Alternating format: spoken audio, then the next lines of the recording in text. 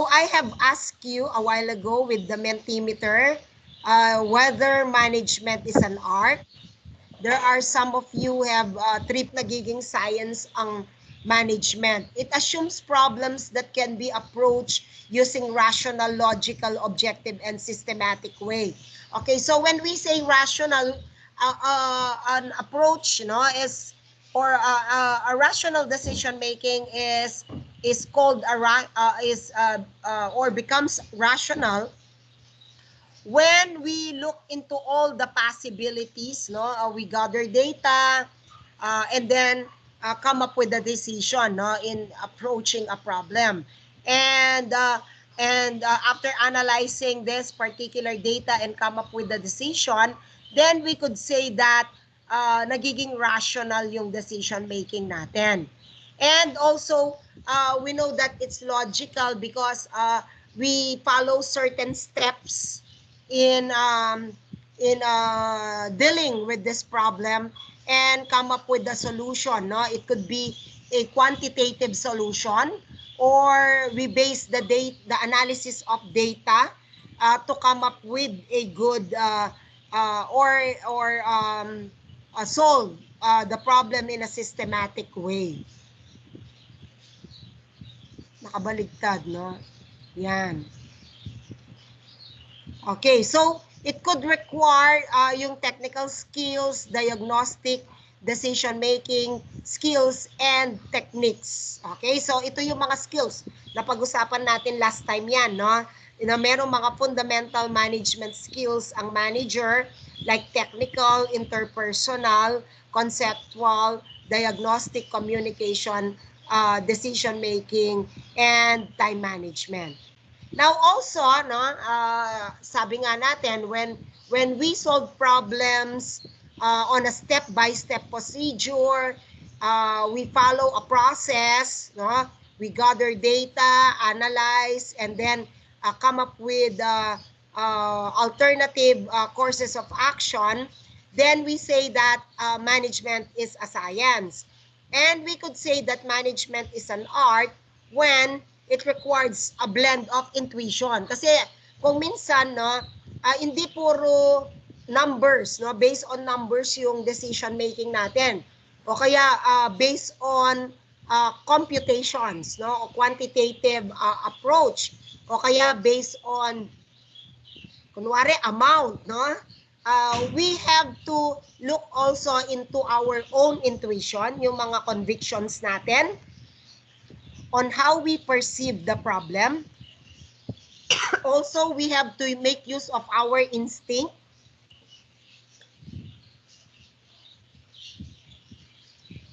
Yung instinct natin and personal insight. Sometimes we apply our experience kasi in one way or another we are able to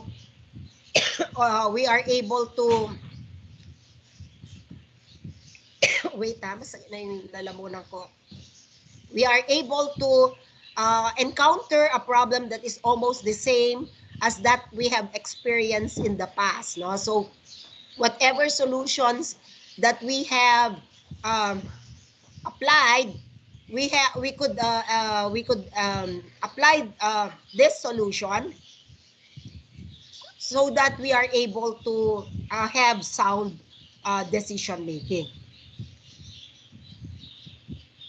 So, in the art of management, it would require managers with conceptual, communication, interpersonal, and time management skills in order to accomplish the managerial tasks and or activities that are required of the managers. Okay, so masasabi natin ngayon, dahil nga sa lawak, sa lawak ng responsibility ng managers, we need to apply, in order to have an effective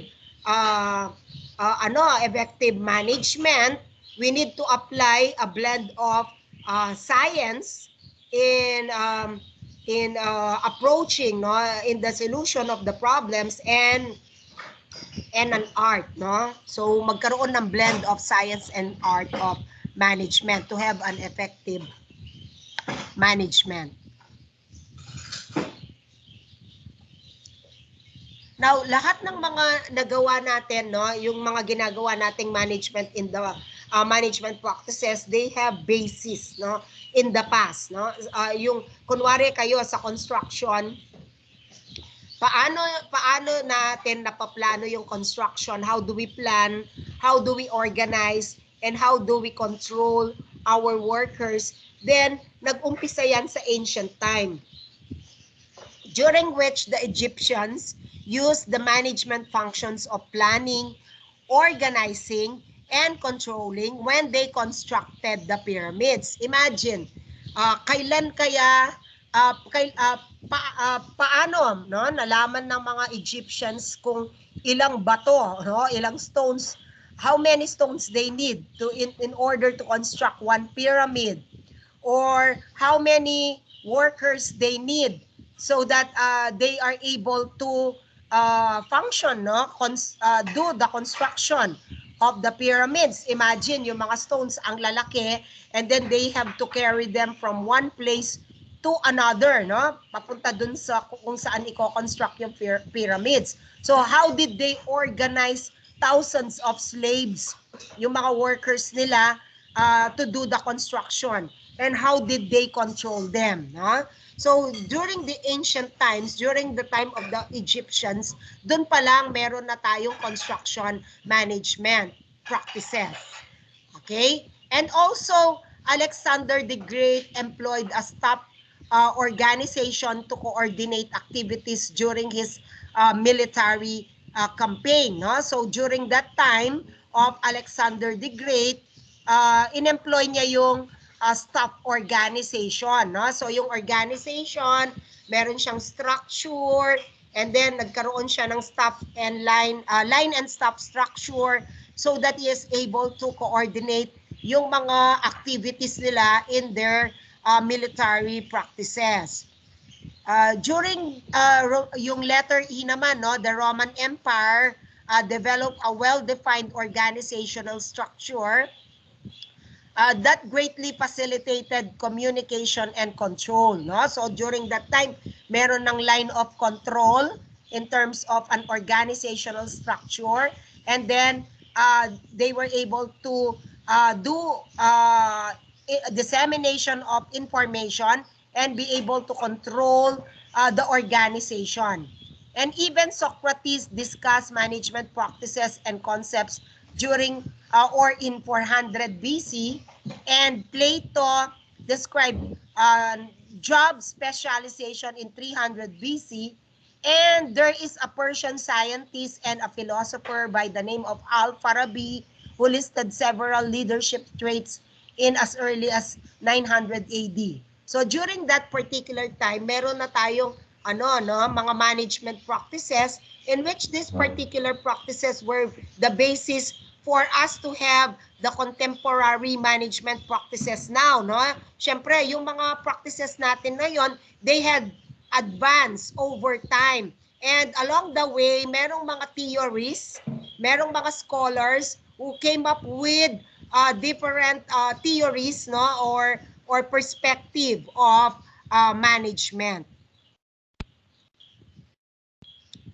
So, in order to understand more, no, yung early contributions sa management, we have the early management pioneers. So we have Robert Owen, who recognized the importance of human resources and the welfare of workers. So maaring during the time of Robert Owen, he already introduced human resource management. And if he was looking at the welfare of the workers during that time, there is already remuneration or compensation systems, or even incentive systems. And of course, if we're talking of the welfare, we are also talking about training and development, no? Yung development ng worker so that he would be able to acquire skills. Another pioneer of early management is Charles Babbage. You see, Charles Babbage is the father of computers, no? So he focused on creating production efficiencies through division of labor. So noon, no, during those particular times, na ano ni Charles Babbage na kailangan, no, maging efficient yung mga workers kasi during that time they were producing from the start of the process.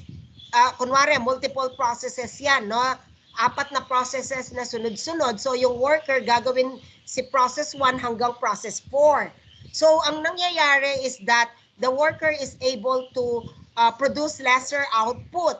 So ang ginawa ni Charles Babbage, he introduced, no, division of labor wherein every process there is an assigned individual to do the function or task. So pinaghati-hati, kaya division of labor. So kunwari, no, in production of polo shirt na kailangan na magtahi ng collar, so kailangan mag-cut, process 1, magtahi ng collar, process 2, magtahi ng sleeves, process 3, magtahi ng body, process 4, and then yung buong assembly, process 5, and the finishing, process 6. So 6 processes yon. So bawat process merong taong naka-in charge doon at isa lang yung ginagawa niya. Let's say yung sleeve lang at wala nang iba. Because of that, no, nagkaroon ng production efficiencies because ang nangyayari because of this division of labor, yung mga workers nagkakaroon sila they learn the job and they are able to develop their skills in doing the job, no, kasi dahil pare-pareho yung ginagawa nila, isang process lang. So nagkakaroon ng efficiency, no, with regards to doing the job, and they are able to produce more output. Also, si Charles Babbage did an application of mathematics to management problems. So every time na mag-solve siya ng problems noon, ginagamitan niya ng mathematics. That's why umabot dun sa time na kaya naging father siya ng computers because he introduced computers in many business problems, no, in solving many business problems.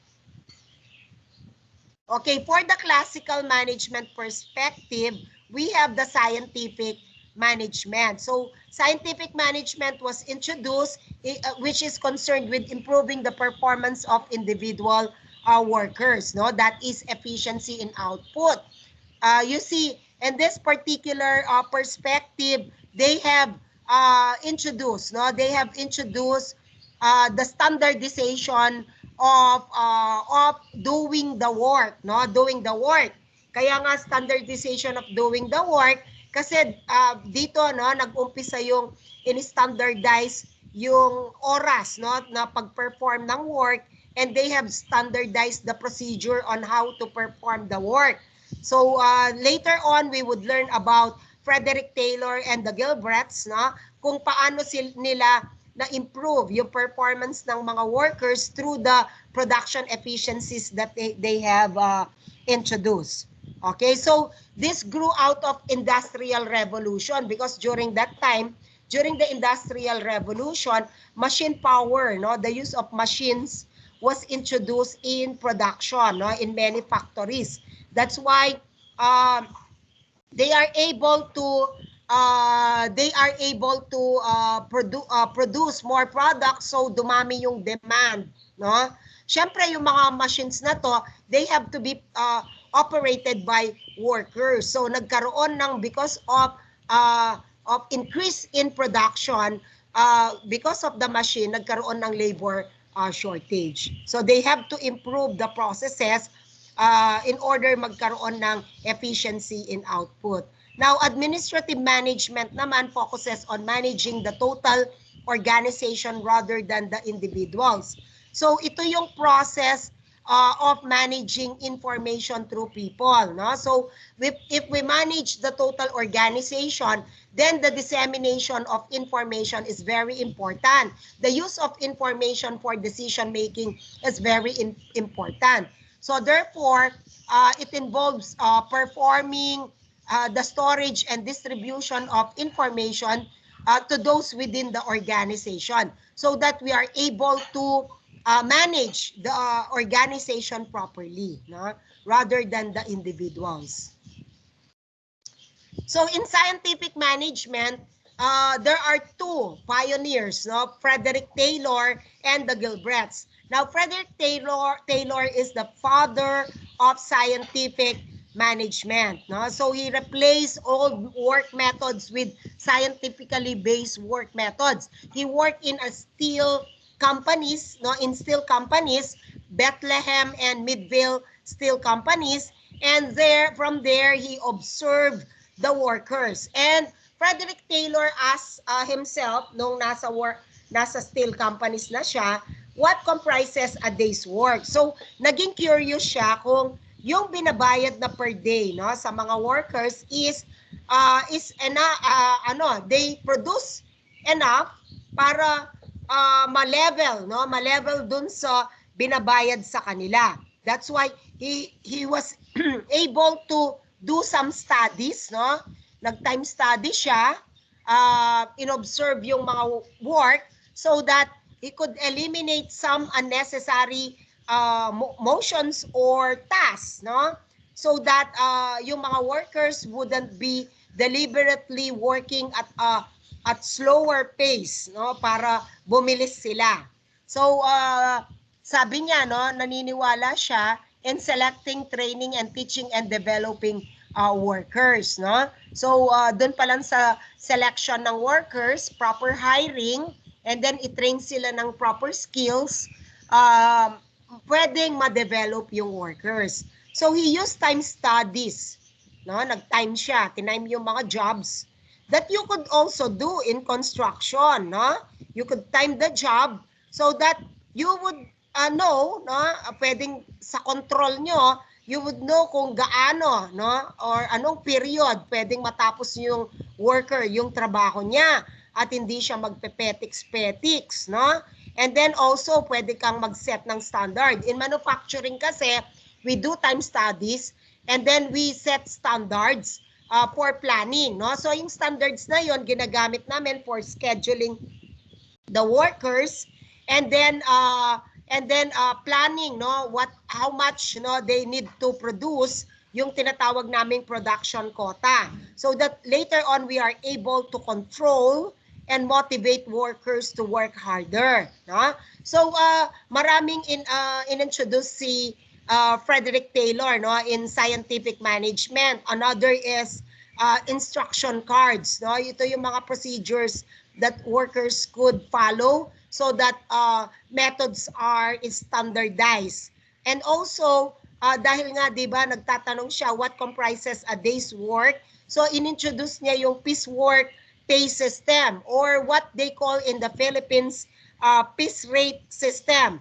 So this particular pay system would pay the worker or remunerate the worker based on the number of units produced by the worker in a day. So merong presyo yan, kaya standardize yung time na pag-perform.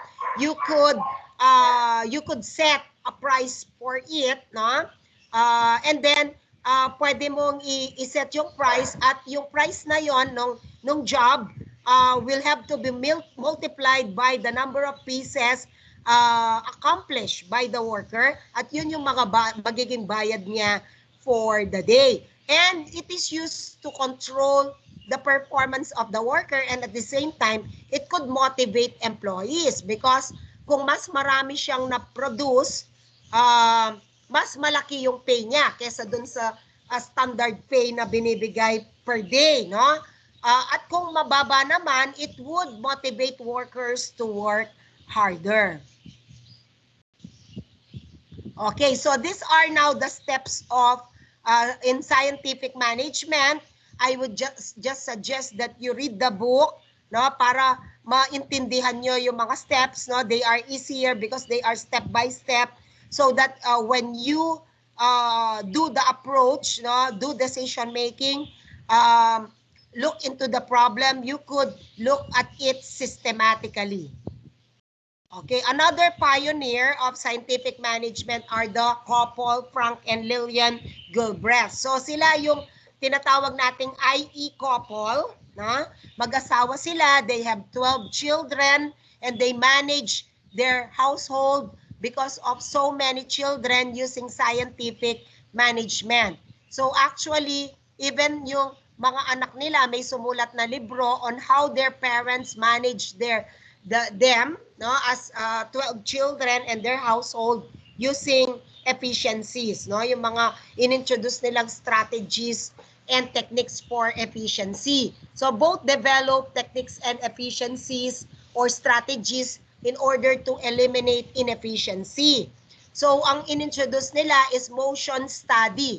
So sila yung nag-umpisa sa motion study where they filmed the actions, no, ino-observe nila yung action ng mga workers, and then they even to the extent na film nila using a micronometer, so that in this film makaka-capture yung actions ng workers at the same time yung performance ng job na ta-time, no? And the purpose of this is to eliminate unnecessary hand motions or tasks that will produce inefficiency on the part of the worker. So like Frank, he worked in a construction company, no, yung bricklaying company, wherein nag-lay ng bricks yung mga workers. So what he did is observe them, analyze their job making use of motion study, and was able to reduce the number of steps, no, or movements in bricklaying and increase the output by 200%. And even Lillian made substantive contribution to the fields of industrial psychology and personnel management, no? So how they manage people at work. Okay, so who are the theories of administrative management? No? So one theorist or pioneer is Henry Fayol. No? He identified the specific management functions of planning, organizing, leading, and controlling. So his belief, according to Henry Fayol, no, naniniwala siya that management was an activity common to all business endeavors, no? And even government, pare-pareho daw yung management, and even the home led him to develop 14 principles, no? 14 principles of so sabi niya, no, yung government, yung mga business enterprises, and even yung sa bahay natin, pare-pareho lang paano i-manage yan. And out of those experiences, he was able to come up with 14 principles of management. So you could look at it, Google nyo sa internet, ano yung mga 14, and they are very interesting principles that you could use, no, even to manage your organization, student organization. You could manage you could use them in managing when you practice professionally as civil engineers in construction companies. Now, Orwick naman, no, Lindell Orwick integrated work of previous management theories, no? So, kamukha ni Fayol, no? Kaya nga yung work niya galing sa mga dating theories tulad ni Fayol. Like Fayol, he developed a list of guidelines for improving managerial effectiveness. Okay? So, marami siyang meron siyang mga kinontribute na mga practices, management practices in order to improve yung effectiveness ng mga managers. And then Max Weber, no? Max Weber, his theory of bureaucracy is based on a rational set of guidelines for structuring organization. So may guidelines siya, no, para madaling ma-structure yung mga organization. Even dito, no, sa Pilipinas, ang mga government offices natin where we process certain permits, no, are bureaucratic in nature. Kasi si Weber, sabi niya yung bureaucracy is a form of organization which is characterized by division of labor. So, kunwari, no, nag-apply ka ng permit for driver's license. So kung pupunta ka sa office ng LTO, makikita mo there are different processes that you have to undergo.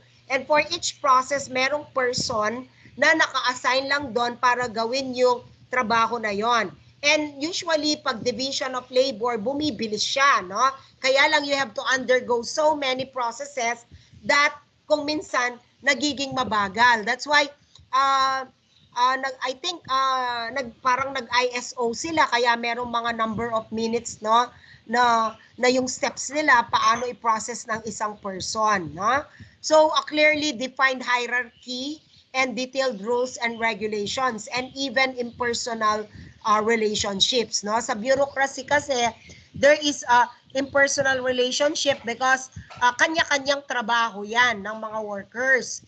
And then, nagkakaroon lang ng interpersonal relationship if they talk about the whole process na, no? Hindi na yung whole function, hindi na yung per process. Okay, for behavioral management perspective naman, ang naka-emphasize dito, charge lang ako ha. Ang naka-emphasize dito is the importance of individual attitudes and behaviors, no? So, sa behavioral management kasi as managers, we have to look into that our workers have different attitudes and behaviors. They were raised by different parents, na-raise sila by different influences in their environment, no? So they acquired certain attitudes na magkaiba. So no two persons are really alike, even siblings, no? Yung magkapatid, magkakaiba pa rin may individuality pa rin sila, may individual attitudes and behaviors. So, in this particular perspective, yun yung na-emphasize, no? And even yung how they are applied in yung behavior sa mga groups.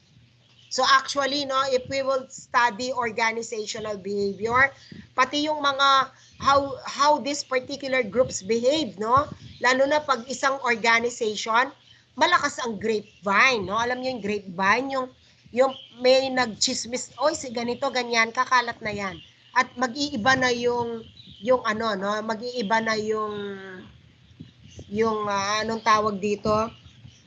Mag-iiba na yung ano, yung essence, no, ng message at the end of the grapevine. Now we have Hugo Munsterberg, who advocated applying psychological concepts to employee selection and motivation. No? So according to Munsterberg kasi is a pioneer of the field of industrial psychology. So ito yung pinag-aaralan niya, yung people at work. Okay? So according sa kanya, importante yung employee selection, and then pag na-hire na yung na-select na, no, na-hire na yung worker, how we motivate these workers. And then Mary Parker Foley recognized the importance of human behavior sa workplace, no? Foley proposed more people-oriented ideas. So si Munsterberg, no, since yun nga, no, siya yung nag-introduce, isa sa mga nag-introduce din ng importante yung industrial psychology. Therefore, sabi niya, no, yung mga key roles ng management are interpersonal roles, informational roles, and decisional roles. Because it's important that we are able to communicate properly, no? Mingle with our subordinates as managers, and then we are able to properly monitor and disseminate information to this and handle, no, any problems or complaints na pwedeng ma-encounter. Okay, so merong Hawthorne studies, no? Hawthorne studies are one of the management studies na ginawa in order to na pag-aralan yung behavior ng mga workers, no? So it was conducted at Western Electric, no, by Elton Mayo, and then ang unang study na ginawa is illumination study. Okay? So yung illumination study, paano ginawa to, no? They have a control group na hindi papalitan yung illumination, i-adjust, or meron din silang meron din silang experimental group na papalitan yung illumination ng workplace, no? So sa experimental group, ang ginawa, tinaasan yung illumination, in-adjust, no? Pataas yung illumination or yung lighting. So nakita nila na pareho lang yung performance sa control group na hindi in-adjust yung lighting. So maganda at very productive yung mga workers. So habang binababa yung illumination or yung lighting dun sa experimental group, wala pa rin nangyari, no? Maganda pa rin yung performance. But to the extent na naging dim light na lang yung lighting, doon nag-iba yung behavior, no, ng mga workers in terms of their performance of work. So, bumaba yung performance nila. So, ganun ang inano nila sa illumination na kailangan they provide proper illumination to perform well. Tapos, gumawa din sila ng group study wherein they have studied, no, devise an incentive plan that would cause worker to establish informal levels of individual output.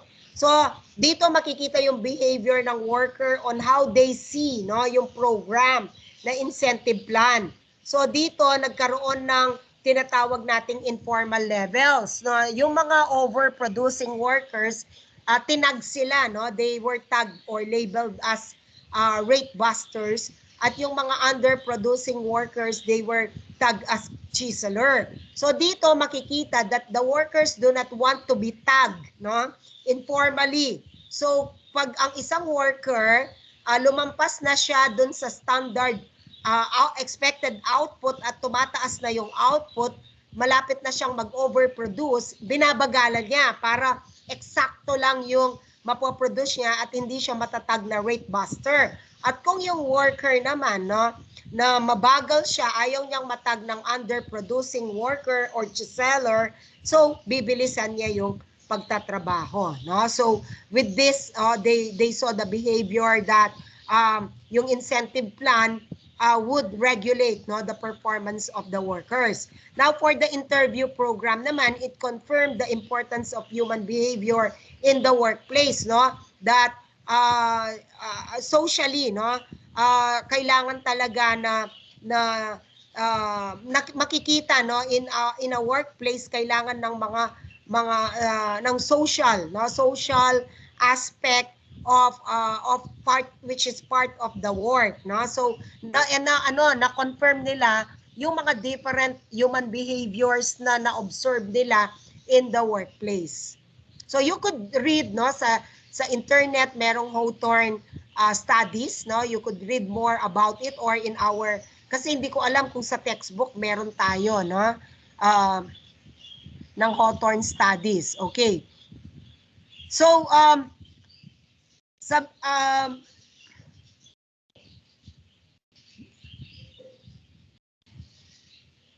yan, no? Ayaw niya kanina, no?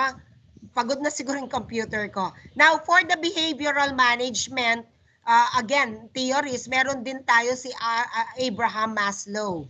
So Abraham Maslow advanced a theory that employees are motivated by a hierarchy of needs that they seek to satisfy, no? So yung mga employees daw, meron silang mga hierarchy of needs, no? That is from the bottom of the hierarchy upwards. Yung mga needs nila is psychological, no? Sa bottom, yung pinaka, pag sinabi mong hierarchy, ano yan, parang pyramid siya, no? So sa pinakailalim is the physiological need, because a person would need or would want to, no?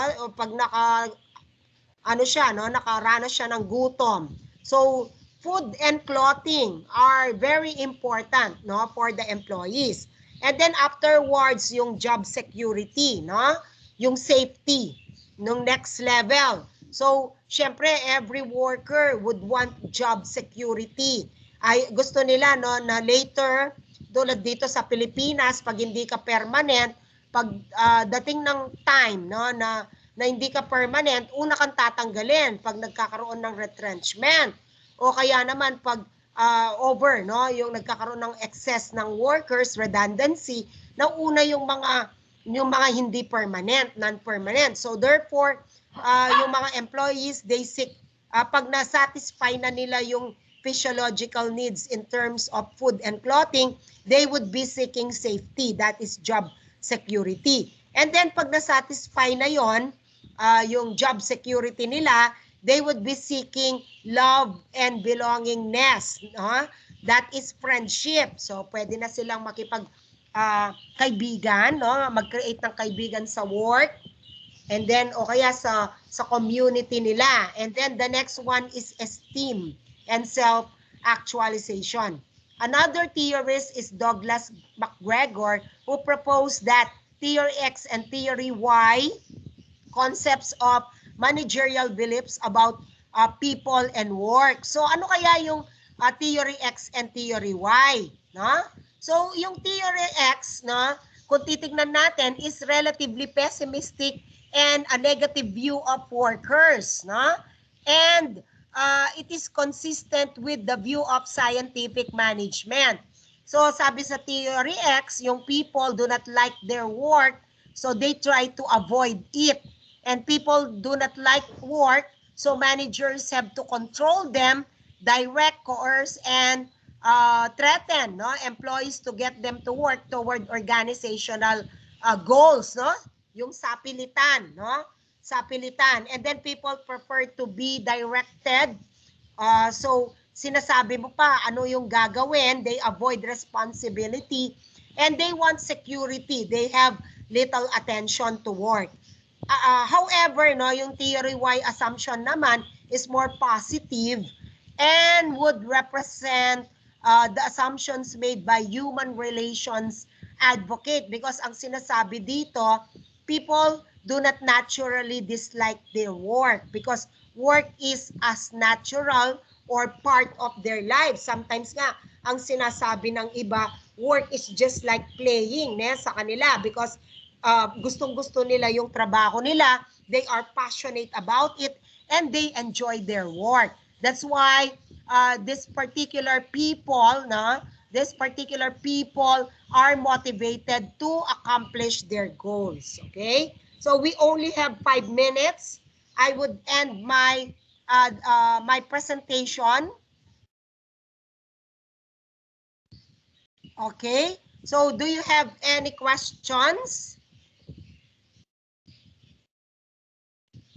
Wala po. Wala po. Wala po.